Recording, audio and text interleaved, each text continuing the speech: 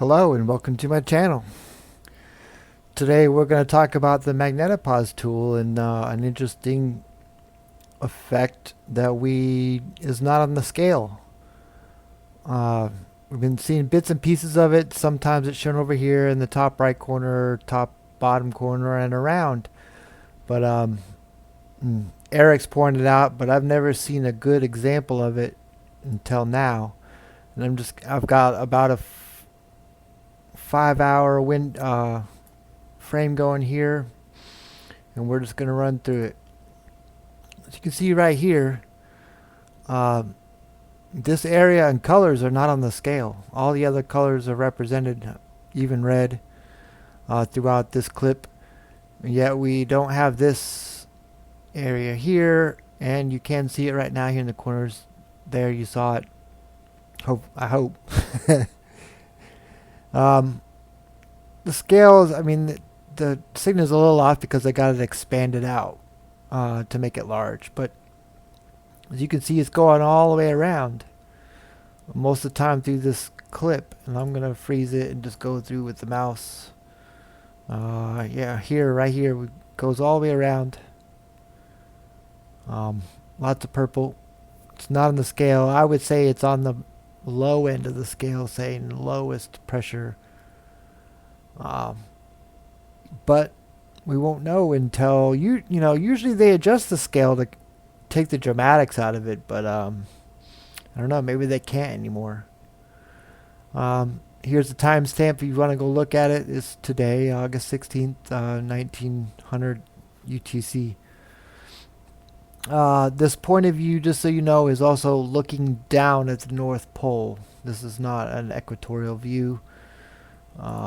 To do a longer frame time, like to get a longer movie clip, you just adjust your frame times here. I just run 100. I don't adjust these frame rates in date and time when you need to. But to make a longer video clip, you just change this to whatever. I've gone as high as 300 to try to get like 12, 13 hours in a clip. And to refresh it, you just click this circle right here. When you load this and it's not up to date, you press this, it'll be gray if it's the first time you're opening it.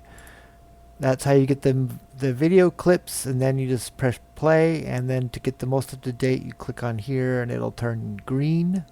If it's gray, it's not up to date. Here's your timestamps. Scale is in RE, Earth radius, meaning each one of these is 3,963 miles between them, the radius of Earth. The black area is an area that these satellites right here ignore, and they're on the key. Maybe not on the, I guess not. Oh yeah, they are on the right, sorry. We have GOES 14 and GOES 13, but we know they're up at 13's been decommissioned and 14's recommissioned, but they are using others, like there may be east and west. I've also read GOES 15, 16, maybe even 17 has taken over this job as well. But just as another note here, that if you're new here, this second bow shock in here is not normal. This should only be one, but we have two, and a lot of times I've seen up to four, and that's including the one in the back. A lot of times you'll get one, you'll see a curved situation here. That's like a bow shock in the back from the reverse wind that shouldn't be there. The sun is over to the right. 93 million miles from here to the right is the sun. This is indicating the sun side, the night side of Earth, area ignored by satellites. And if you go back through the older archives of these tools, you'll see the satellites have been back here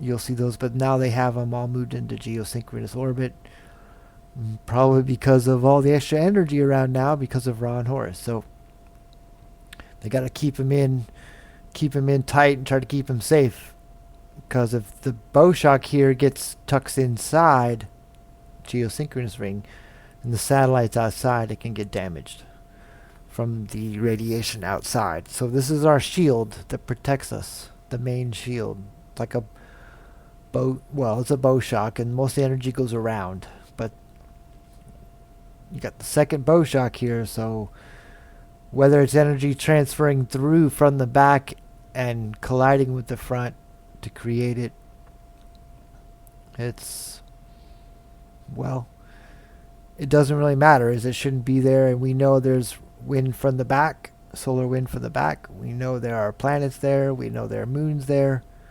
We see it all the time. So this tool, this video is just going to be about this tool. Check it out. The RE applies to this side as well, Earth radius, so you can calculate the distance from here to here in miles and the distance from here to here in miles. It's simple. It's just the number times 3,963, and that'll get you your number. All right. Have a good day.